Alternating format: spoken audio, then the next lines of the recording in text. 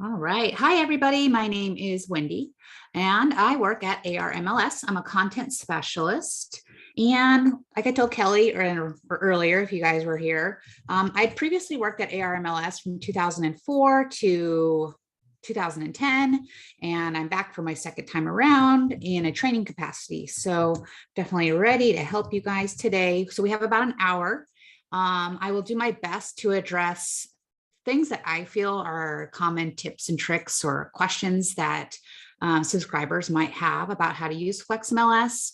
But I really, really rely on you. So if there's something that triggers a memory, like, oh, I have a question about that, please type it into the chat box. If I'm going too fast, again, I can slow down or reiterate a point. I do try my best to stay on task with talking about Flexmls, but I did see we had maybe a question about subscriptions and portals. So I'll do my best to give you some information there. Other things that we could chat about at a later time is Monsoon. So those are all in general things that I can help with. So before I get into tips and tricks on Flexmls, let me just show you some learning resources at ARMLS.com. So for ARMLS.com, let me move that to the side. Pay attention to the Learning tab. So the Learning tab, underneath this section, we've got our classes. So let me pull that up. Here are our online classes. So these are self-paced, open 24/7. You don't need to register. All you need is your Flex ID to get logged in and start these classes. They're self-paced. You can take them one module at a time, or you can take all items inside that module. So for example, subscriptions and portals. If after today, you're like, oh, I still don't get it, I need more information, you can log in, take the subscriptions and portals online course, and one module or all modules within that course. You can take these classes at any time, Tuesday at midnight, Sunday afternoon. You can take them at as many times as you need to. They're here for you. We have our in-person classes. If you are a new agent, I know some people are with my home group and others are visitors here, so welcome, welcome. But if you are a new agent, and I would say a new agent is defined as just barely joined or 3 months in, 6 months in, something like that, Jumpstart is designed for you. So it's a 3-hour course, and our next Jumpstart is June 28th. And it's basically going to go over all the mega systems, all the large pieces of items that you would need as an ARMLS subscriber. We also have our in-person classes. An in-person class is where you have someone like me, an instructor or a facilitator, and then we're having an actual real life class, a dialogue, a conversation on a certain topic. So we have searching in Flexmls, listing in Flexmls, and the Monsoon tax system. I would recommend you sign up for a class if you've never taken either of these classes. Our class schedule is updated on or around the 25th of every month. So currently we have our May schedule out. On May 25th, we'll publish our June schedule. All right, another cool resource I want to show you, and this will be homework for today, is underneath the support tab, you see the ARMLS blog. I highly, highly recommend, this is your homework part, receive our blog via email. If you receive the blog via email, you'll get a notification when we publish a new blog article. Think of the blog as your personal library or a database. Can you show me one more time how you got to that page? Cool. ARMLS.com, support tab, ARMLS blog. Think of the ARMLS blog as your own personal library or your own personal database. If ever you were to call support, the support person that's helping you is recording that interaction, right? So they're saying what you called in about, how they resolved the question or the problem, and the people in the training department review those calls. So we're basically trying to be proactive, but sometimes it's reactive. And we get articles together on common things that are called in about. So if you had a question about, let's say adding a listing, and then you press search, you can find all the blog articles we've written about this particular topic. Of course, if you know what you're looking for, you can go to the main headers, or you can just start going through the blog. Right? Here's all of our articles that we published. Most recent to last, we have about 3 pages and 4 years worth of content. So I promise you, if you have a question in your mind, we probably have the answer for it in the blog. So if it's Sunday afternoon and maybe your broker's not available or your mentor's not available or support is closed for the day, look at the blog. It might answer your questions for you, especially if you're in a pickle. Last thing I wanted to show you, well, there's actually 2 things. Who do I contact? This is a quick reference. So again, underneath the support tab, who do I contact? This is something that you can bookmark, maybe take a screenshot or take a picture of it with your phone right now. It's up to you. But here's a list of different support entities that you need in the business. So maybe if you had questions about continuing education, you contact your association. If you had questions about an EA or an ER form, you contact the state association. But if you had questions about Flex, you contact ARMLS. So it's kind of like broken down, who do I contact for this issue? And then we also provide the local association and the state association numbers. You can do a live chat or contact ARMLS via email if either of those 2 types of communication are your cup of tea. Last thing before we jump into Flex, underneath the learning tab again, we're going to go to videos and webinars. These are short on-demand videos, kind of like YouTube videos. Think of it that way. A lot of people prefer learning via YouTube videos or a learning video rather than reading content. So if reading is your best way of learning, maybe the blog is best for you. But if reading is not your thing and you learn best by watching and taking in information auditorily, I would recommend reviewing some of the short on-demand videos. In general, most of these videos are 2 or 3 minutes long. You will see a couple of them that are a little bit longer than that. And I do want to point out, if it says client help, these are videos that you can share with your clients. So client help using the portal, client help signing up for the portal, feel free to share those with your clients. Other than that, all these other videos are made for you. So if you had a question about using the quick search, what is the difference between a saved search or a listing collection? These videos should be very helpful and self-explanatory for you. All right, so that is armls.com and kind of all the pieces that you have available to you. I'm going to type my email address into the chat. So if you do have questions later on, maybe if I don't address it, you can email me. And my name is Wendy. And feel free to start typing in questions or unmuting yourself and asking questions. I'm going to go ahead and start with the first person that asked a question, which is about subscriptions and portals, because I think it's important. It is relevant to Flexmls. So I'll show a few things, but the more people we have questions, the more things that I'll cover. And if I don't see a lot of questions, I'll just in general cover things that I think are important and relevant. So for a subscription and a portal, one thing I want to tell you right off the bat is there's nothing that's better or worse. Your client can have a subscription, your client can have a portal, or they can have both. Think of it this way. Your favorite YouTuber, when they tell you, ring that bell, press the like button and subscribe to my blog, right? Or my YouTube videos. They're basically saying you're getting an email notification that I'm sending out content. And that's what a subscription is for a client. So when you set up a subscription for them, you have some listings or you have a saved search set up, and then a subscription emails them that content. So everything's happening via email. With a portal, they have more control. They have more accesses. So you can set your clients up on a portal. They can view their subscription information through their portal. So they can have a subscription set up attached to a portal. They can do searches, which is actually a good thing because you don't want them going out, in Redfin or other websites and doing searches. You want to kind of keep them in your universe, which is good. You can also access those saved searches. So that's what I want to show you real quick. I don't want you to be afraid of your clients doing searches. So let me just log in to my client portal. I'm gonna have a little bit of fun because I am going to be Wendy the realtor and Wendy the client and Wendy the trainer. So I've got a couple of hats that I'm wearing right now. So I'm going to log into my client portal and, oh, I disabled my portal. That's terrible. I lied. I'm going to show you how to do it in a moment.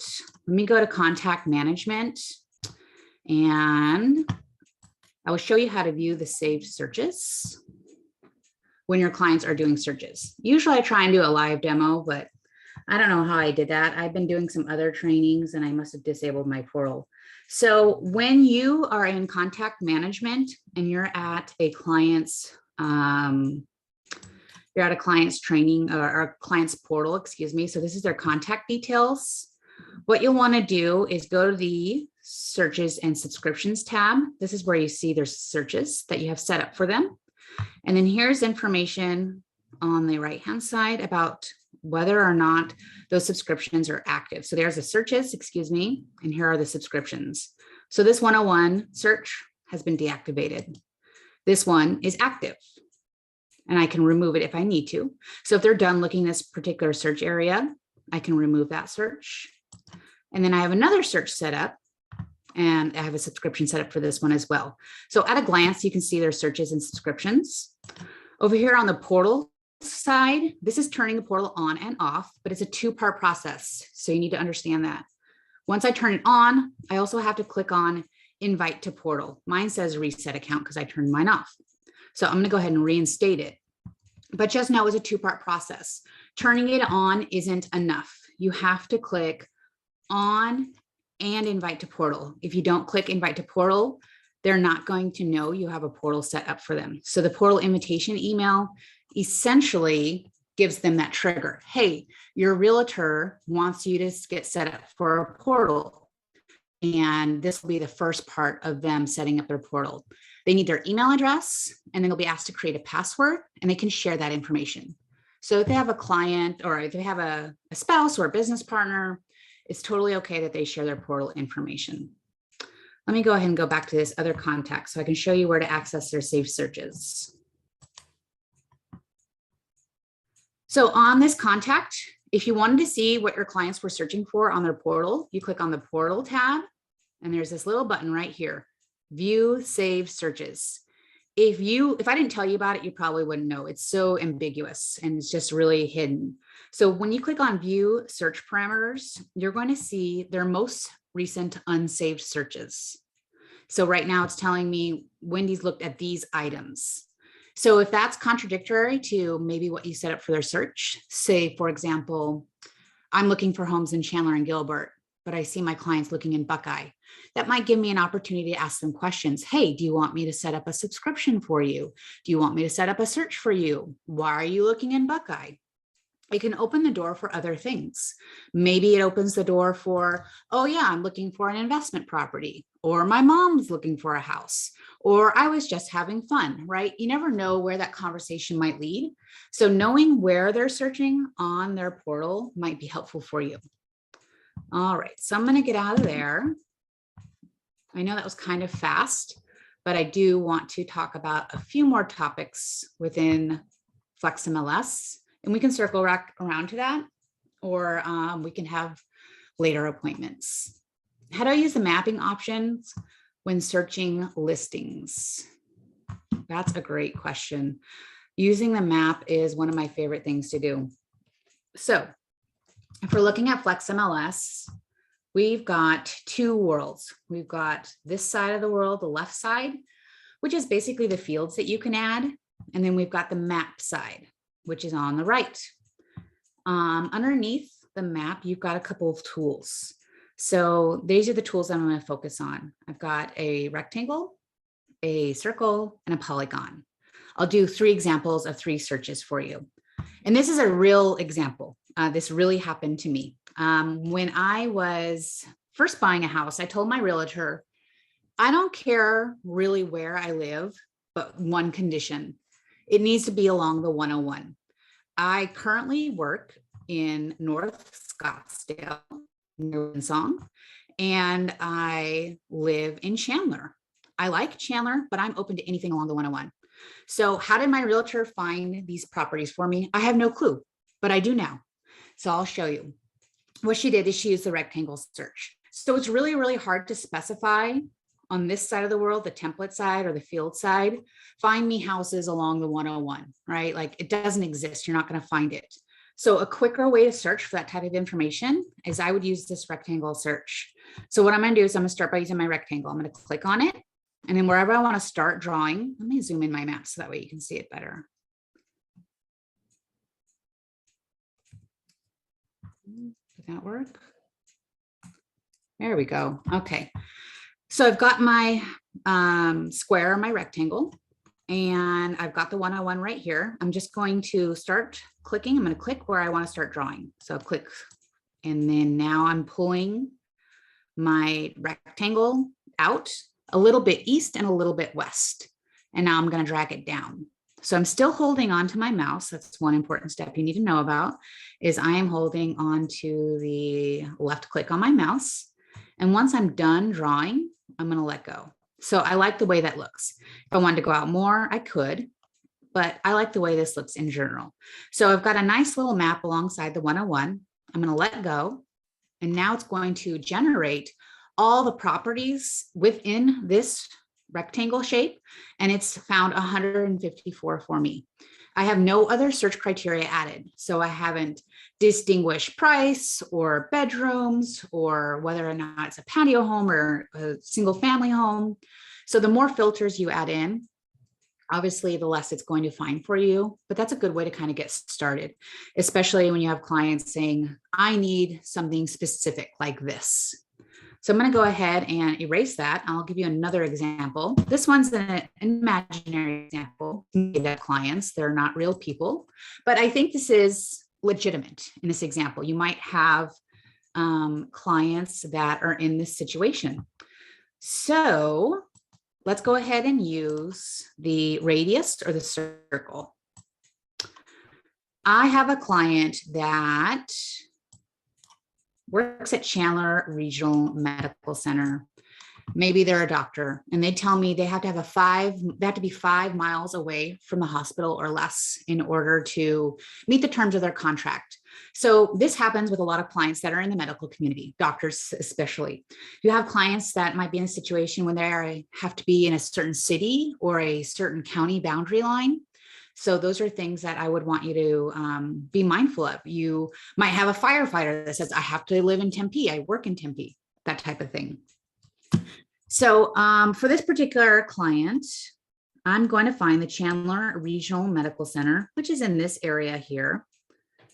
Usually it zooms in for me a little bit and tells me that information, but it's not doing it today. Maybe my map is just a little bit slow with the zoom.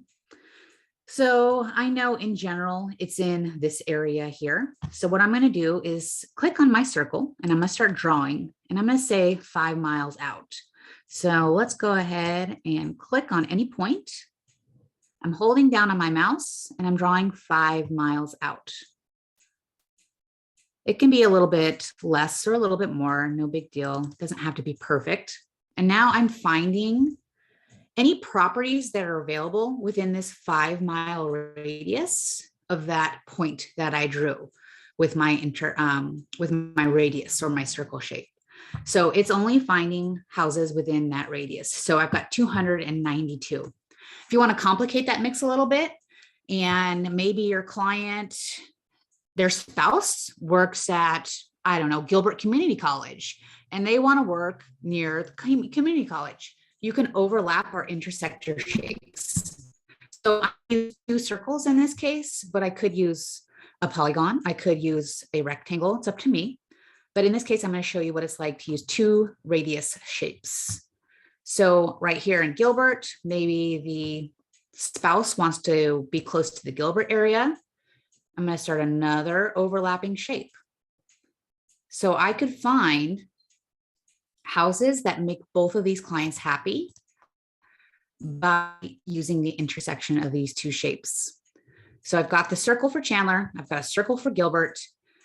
If I find houses down here, it's not going to make one client happy. If I find houses up here, the other client is not going to be happy. So this is like the sweet spot right here. It's the intersection. So what I'm going to do on the template side is I'm going to go to the within button and change it to intersection. Once I change it to intersection, the map is going to find for me the 82 properties. Right now it's 82 today that satisfy both of their needs. So I've got an intersection. And just like you can do with the template side, you can save these shapes. So I can click on save the search, and then we can call it whatever you want. I would make sure that you are appropriately naming things because you may be sending these out to your clients.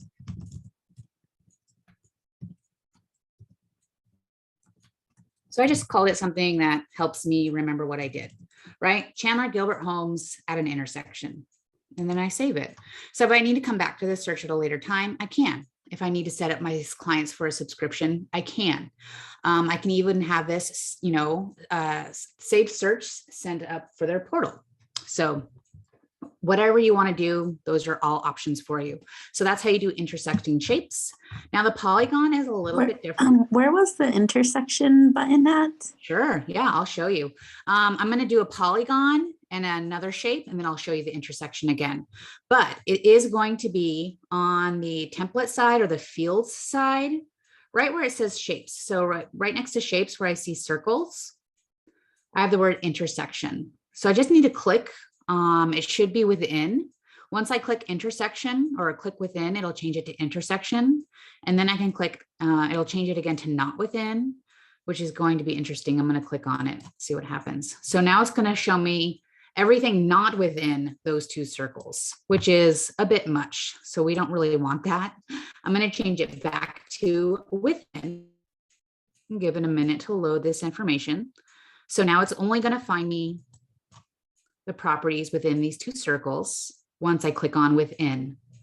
When I click it again and change it to intersection, it's only going to find the properties that are intersecting between these two shapes.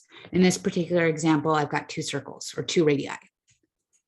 So now it's finding the intersection shapes right there.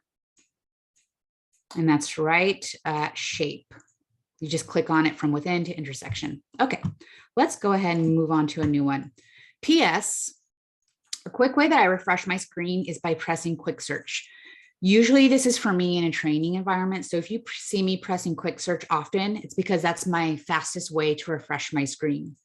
Are there other ways you can do it? Sure. Can you press a back button? Yeah, but Flex doesn't like that. So I wouldn't recommend the back button. So quick search is usually the fastest way for me to kind of refresh everything and clear out whatever I was doing. So if ever that's a problem for you, I always recommend pressing quick search to refresh it. And then I'm just going to close out the image of how many listings there are because I don't really need that. So let me go ahead and show you the polygon. So the polygon is a little bit different, but it allows you to draw obscure shapes and things that aren't necessarily able to find with a rectangle or with a circle, or even on the template side, the fields on the left, excuse me.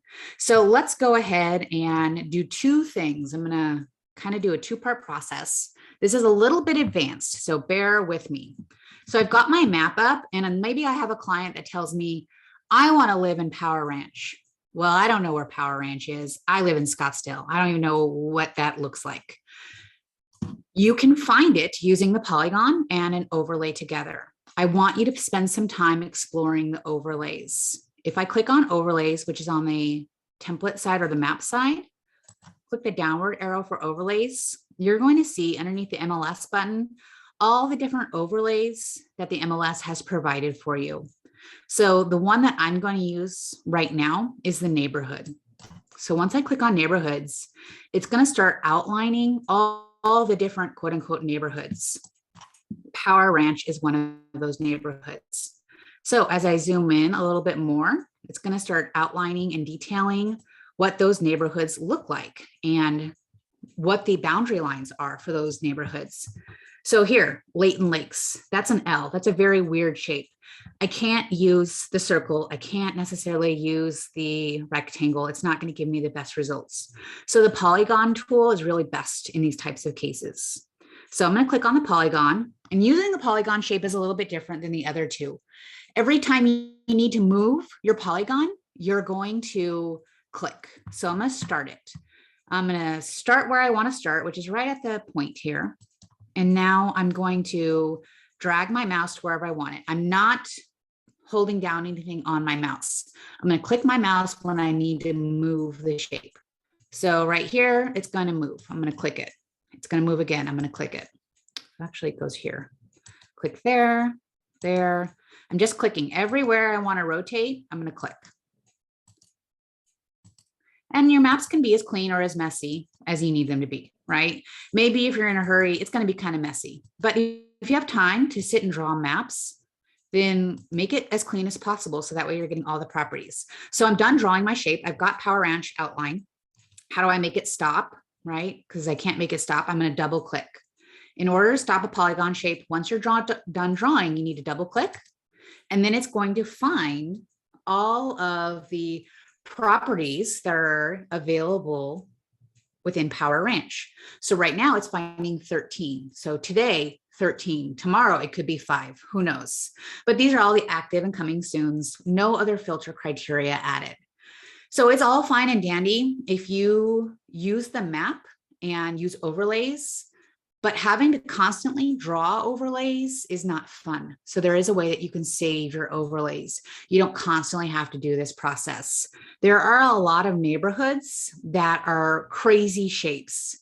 I don't know if you've ever attended any of Michelle's classes, but Michelle's go-to is Greyhawk. And Greyhawk, when you look at that neighborhood, it's crazy. It's broken up into all these different sections. So it can get pretty intense. So once you've identified a shape that you love, you can definitely save this. You don't have to keep drawing the shape every time. So now that I've drawn the shape for Power Ranch, what I want to do is click on Save so I don't have to keep drawing it. I'm going to click on Save Polygon as my map overlay, and I'm going to call this Power Ranch and then 2. All right. So if it's another day in Flexmls and I want to see what houses are for sale in Power Ranch, maybe I have another client that's interested in this market. Doesn't matter which neighborhood you're using, which city you're using. You can do this for any type of example. But let me show you, it's a 2-part process. So once I've saved my overlay, I go find the overlay again. So where's my overlay? Oh, here's all my overlays. These are all ones that I've taken time to build. So let's click on Power Ranch 2. And it's showing it teeny tiny right next to the word Cream Creek. So I'm going to zoom a little bit so that way I can get a better image of Power Ranch. But what's wrong here? What's wrong is none of the properties pulled over, right? We found 13 earlier. Why are the properties not there? Well, that's the second part of the process. In order to find or pull the properties over and find out what's active in this particular overlay, you need to go to the left side of the world on the fields. Right underneath word where it says MLS, ARMLS, you have the option to browse. So it's that blank box. You want to click on browse. And then it's going to say, what do you want to browse for? Well, I want to browse for my Power Ranch polygon. And it's going to pull all the active properties, active and coming soon, over into that overlay that I've saved and created. So what's active in the MLS changes daily, right? So you need to remember that's the second part of the process. All right, I always have trouble connecting the last part of the polygon. Perfect. Hopefully I addressed that for you. All right, so those are shapes. Are there any other questions, or should I talk about something that I think is cool and amazing? All right, I'm going to talk about other things, but if you have questions, type them into the box or unmute yourself, and I will be sure to address that. We have a little less than 30 minutes, but I do want to leave room for more questions. So feel free to start asking questions. So this next thing that I want to show you is a way to help keep yourself organized with your templates. When we're looking at the template side of the world, we've got one residential as my selected property class. Obviously, I'm sure we all know this, but just to be safe, you can change your template classes. So if you're looking for rentals, if you are a lots and lands person, if you do commercial, make sure you're changing your property classes. I'm going to stick to residential. That's my go-to. That's what I usually use. So you can make your own templates and you can organize them. You may already know how to use your own templates. Do I have time to go over pins? Probably. You may already know how to use or make your own templates. I'm just going to show you real quick and then a different way to organize them. So some of the things on this field side I don't use, and I can take them out or remove them when I'm making my own template.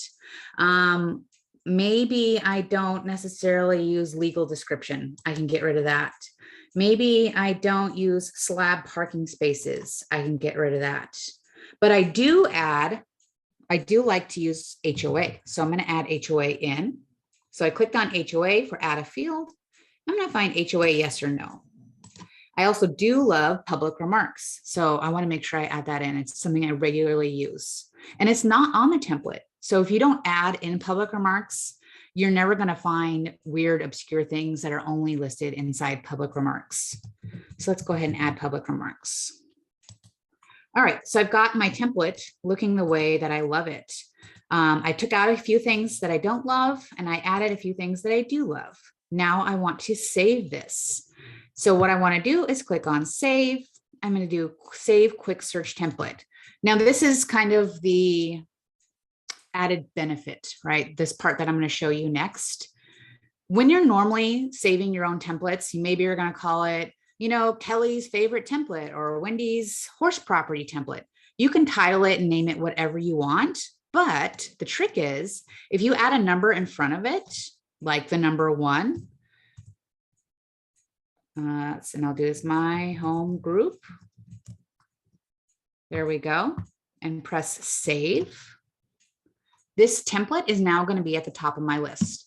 So if it's another day in Flexmls and I want to look for that I just made for myself, when I go to change search templates, I'm going to see my home group right here at the top because I put a number 1 next to it. So the numbers can help you with your organization instead of having your templates be at the bottom of the list. So here's all the templates that I've made that I use, and they're all at the bottom. But if you identify it with a number in front, it's going to move it to the top of the list. So it's easier for you to locate your custom templates. All right, there's 3 questions. Let's back up a little bit. All right. Can a map search be edited or do you have to start over? Say you want a 5-mile search and you accidentally made it a 3-mile search. Absolutely. So just like with the templates or the field side over here, you can save and edit your map searches. So let's go ahead and go to my saved searches. And you're going to see all of the saved searches that I've made.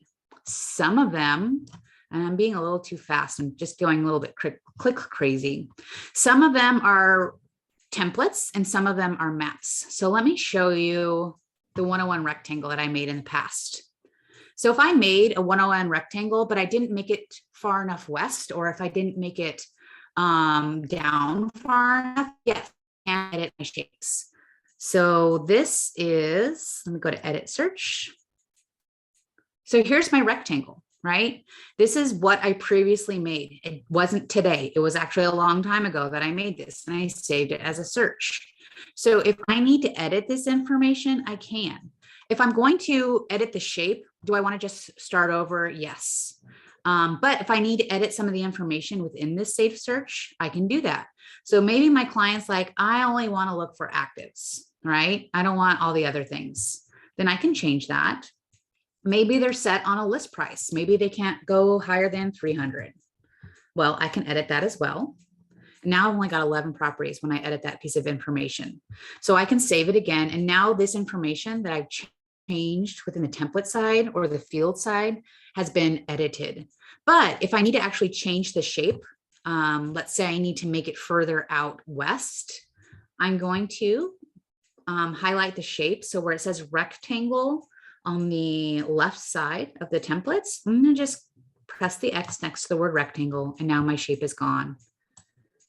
So if I want to redraw I can, and then I can resave it. So I'm going to make it a little bit further west. And hopefully that'll give me some better results.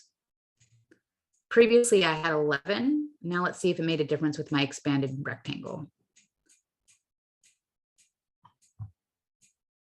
28. So that did make a difference. It almost practically doubled the amount of properties that I saw previously.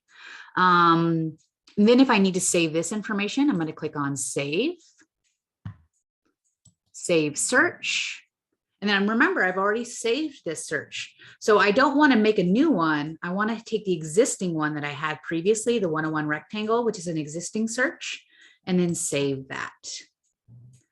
So hopefully with today's class, you learned how to save a search and then how to edit an existing search and resave it or re-update information.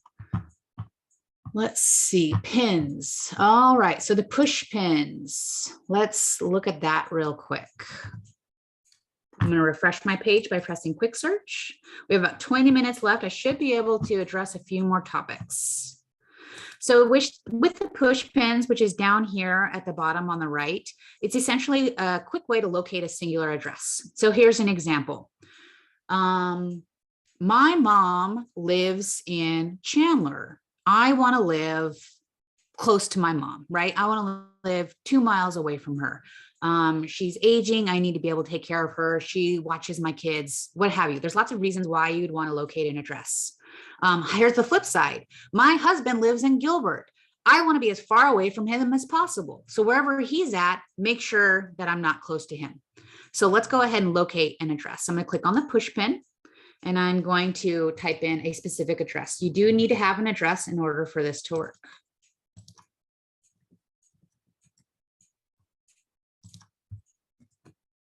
I think I can get away with not adding the zip code. Let's find out. Sometimes it doesn't like it, but it should find this one. And then it's just going to ask me to confirm, is this the location you want to use? Yes, this is the location. It's a house in Chandler near this park. So yes, I want to use this location. So now that I've identified the specific address using the push pin, I can do a couple of different things with this push pin. I can set up a radial search. So like I said earlier, if I want to be within 2 or 3 miles of my mom, and she lives at this address, I can do a radius search 3 miles out from this specific address. And now it's creating a radius search. So this is an alternate way to do that. Earlier, I was showing you how to create a radius search just in a location, not by using a specific address. So this is one way that you can do that. Other things that you can do is once you've located a specific address, you can do a street view or a bird's eye view. And it's not going to close out Flexmls. It's just going to open up different maps in different windows. So you don't necessarily have to drive down there. Maybe it's 1,000,000 degrees outside. Maybe it's raining and you're not quite ready to take that drive. Well, you can definitely look at the maps on a satellite. So when I'm looking at the satellite view, what do you see? I see a green belt. I see lots of parking. I don't see pools, right? So those are things that I can tell my client from a bird's eye view. Another map option I have is the street view. So you can get an idea of what the neighborhood looks like. This one is actually looking at the street. Sometimes it shows me the actual inside of the neighborhood, but it didn't do that right now. All right. So that's an example of how to use the push pin. Now, when you're done with the push pin and you want it to go away, let me show you how. You don't click the X, you click on remove pin. Remove pin will make the push pin go away. So that way that specific locating address has left the screen. If you click the X, it'll just continuously be there. Can I show how to set up a subscription from the beginning? I think that that would be a good another office visit, the whole subscriptions and portals process, because it's really a class all on its own. So that's what I would recommend to Kelly, is maybe we should set up another appointment for subscriptions, beginning to end. How do I get alerted on my saved searches? Only new to the market that day. Okay, I think that's going to be, what is it called? Hot sheets. I can show you that later. Welcome, you're welcome. How do we sign up for Jumpstart? Okay, so Jumpstart, go to ARMLS.com. Underneath the learning tab, and I'm going to put this in the link so that way you guys have it available. We're going to go to classes. Underneath at the very bottom, you'll see Jumpstart and then all the other classes that we have available. So if you want to sign up for the next Jumpstart, you click on sign up, find the next session. But I'll go ahead and put this in the chat. So that way it is available to anybody else that needs the classes. When you read it, will the client see the updated from the, let's see it updated on their end if they have a portal? Yes, well, the new criteria will start filtering in, right? So if I updated that 101 rectangle search, which I think is the question that you're asking. So if it's not the correct answer, let me know. But if you have them set up on a portal, if you have a saved search set up on a portal and you change the criteria, so maybe you changed the price, or maybe you changed the distance, right? We made it go out a little bit more west so we get some more properties. Yes, that piece of information will eventually start filtering in. So as the properties hit the market, right, or whatever is on their search criteria, once it becomes available, then yes, it will filter into their portal information and their subscriptions if you have them set up on subscriptions. So they'll be able to see that. So if you did a price change, bedroom change, address change, they'll eventually start trickling in as the listings become available. Is there a way to be notified when our clients favorite a property? Yes, there is. So when you're on Flexmls and you are going to contact management, I have contact management pinned to my menu bar up here because I use it often. If you don't, click on menu and you're going to find contacts and then contact management. Then you can put a star next to it and it'll be right here at the top. So contact management, once it's done loading, it's going to pull up all of my contacts. When I load into that individual contact, you're going to be paying attention to two different areas mostly: searches and subscriptions in the portals tab. So if I click on searches and subscriptions, it'll show me all the searches that I have set up with the portal. Let me back that up. It'll show me all the searches that I have set up for them and whether or not those searches have subscriptions attached. When I click on the portal tab, this is going to show me things that my client has saved or hidden. So if I wanted to view their hidden properties, I click on hidden, and it's kind of going to show me what they have hidden inside their portal without logging into their portal. So here I can see, oh, okay, here are all the properties that my client says they don't want to look at. Vice versa, I can go to the saved ones, and I should have clicked go to contact management, but I did it wrong, and that's okay. I'll show you again. I'm going to go to the portals tab. Here's save. So here's all the clients, here's all the properties that my client has saved. So what I should have done was click return to contact management. So just FYI, make sure you do that. So here's all the ones that they've saved, whether or not it's 2-star, 3-star, 1-star, and then we can go through that list together. All right, where are we at for time? 10:48. We've got 12 minutes. Let's see if I can get through all the questions. So Brittany, I hope that answers your question, whether or not you're notified. But that's how you see that information.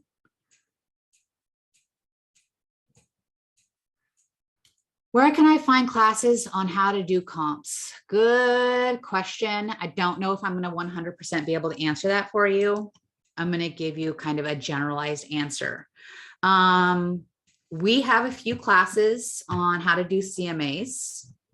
Let's see. So on the online classes, you can do CMAs in Flexmls. So you can learn about that process via Flexmls. So it does have a kind of a rudimentary version. If you want to take the monsoon course, we do touch on that a tiny, tiny bit. And there is a CMA or a comps function in there. We do comparable properties within monsoon.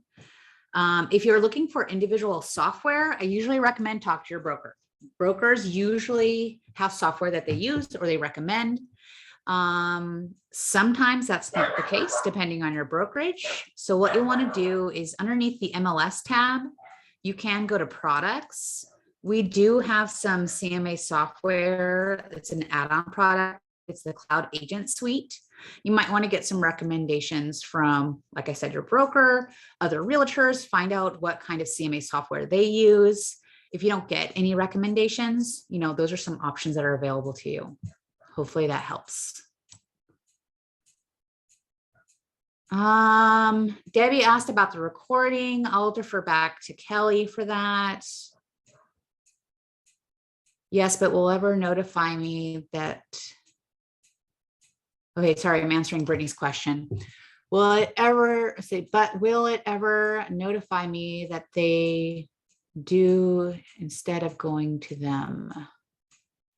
I hope I answered your question for you by looking at the stars. It's not going to notify you per se, but you can look at their rating systems. I think that's ultimately the answer to your question. Good, Kelly responded. All right. I don't see any more questions coming in. We do have time for one more quick thing I can show you, and then I'll send it back over to Kelly. Let me show you which one that I like. This is a relatively new one that I learned. It's not included in our training classes, but I do want to show it to you. It's one cool way to use quick launch. So let me refresh my screen.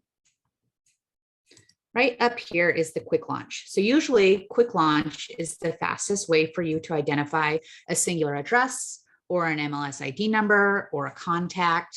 It's kind of like an all-encompassing button. Maybe like for Google, it's the Google button.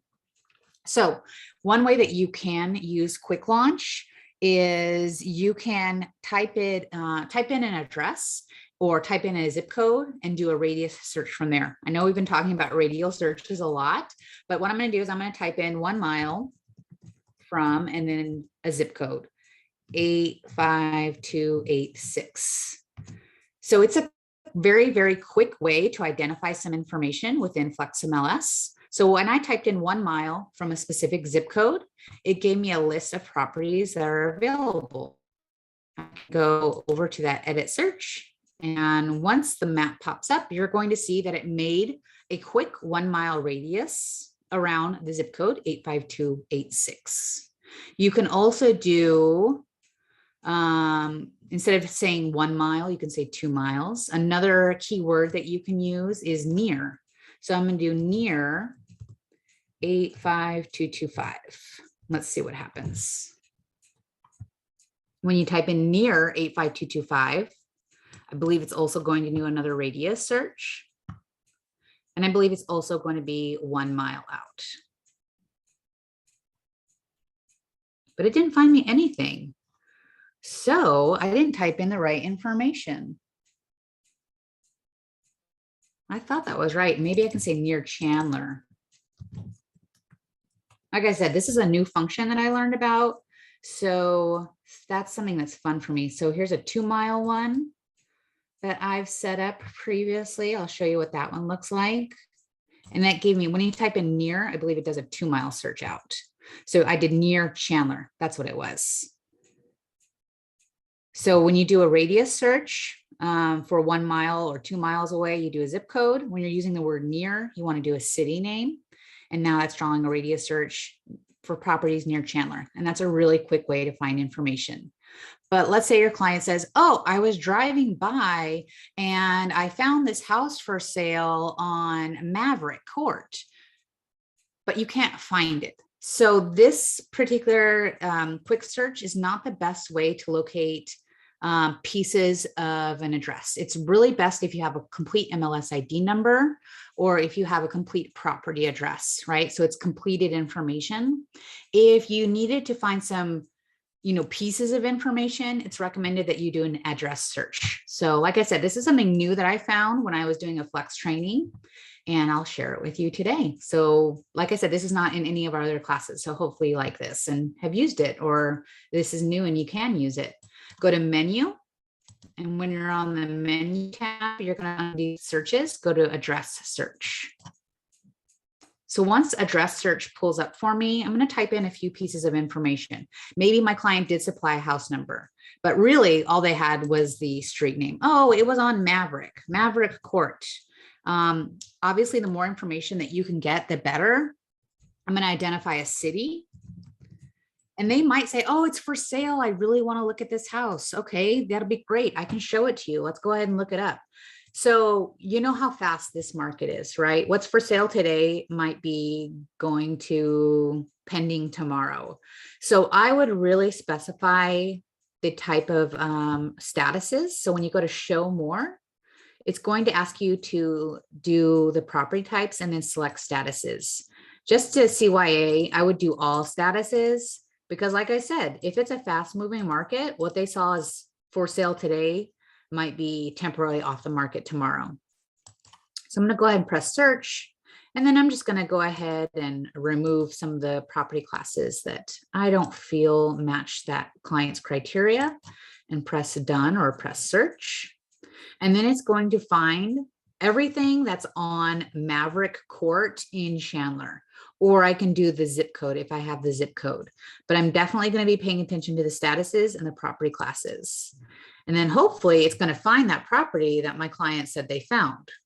And it didn't. Shucks, I did it wrong. Hold on. Let's try it again one more time. I just did it before we started this class and it worked perfectly for me. I really like this. Let's go ahead and try another address. We'll do Foley. And then we're going to do Chandler.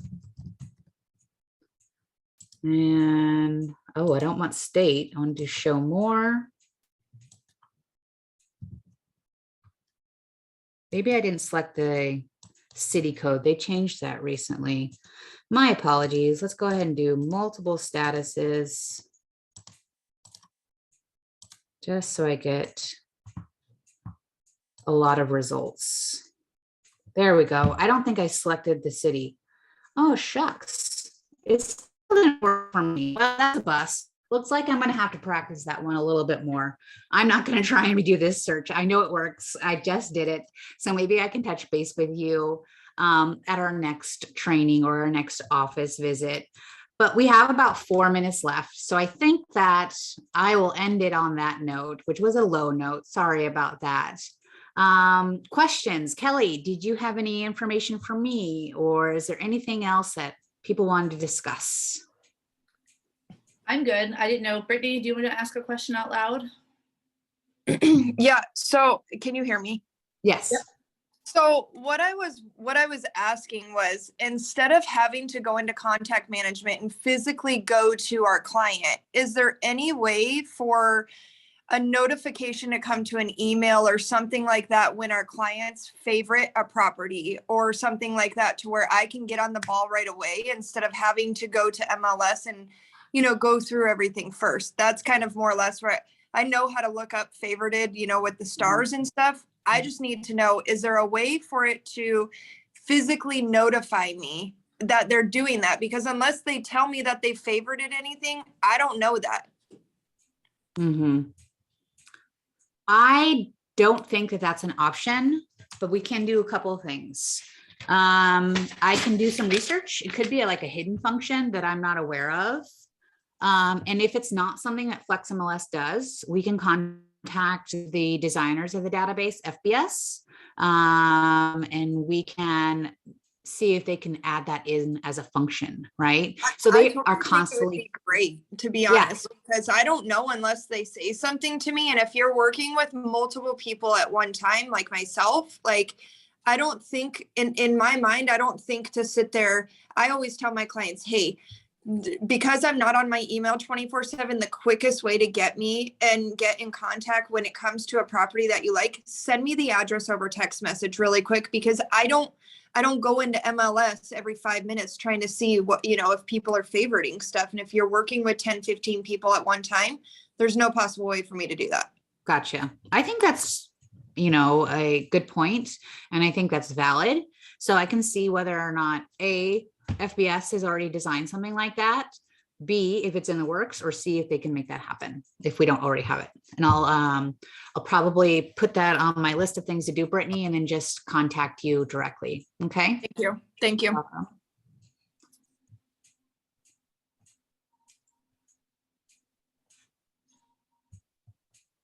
Anything else? I think that might be it. Okay, awesome. Thank you for having me, Kelly. Yeah, I and appreciate you guys, it. I put in the chat, I have all of your contact information from when you registered on Zoom. So I'll just go ahead and send this recording out to everybody automatically, so you don't have to go looking for it. Yeah, and if anyone has any other questions, let me know, and we'll book this for 2 months out again on a different topic. Sounds good. Yep. Thanks, everybody. Thank you.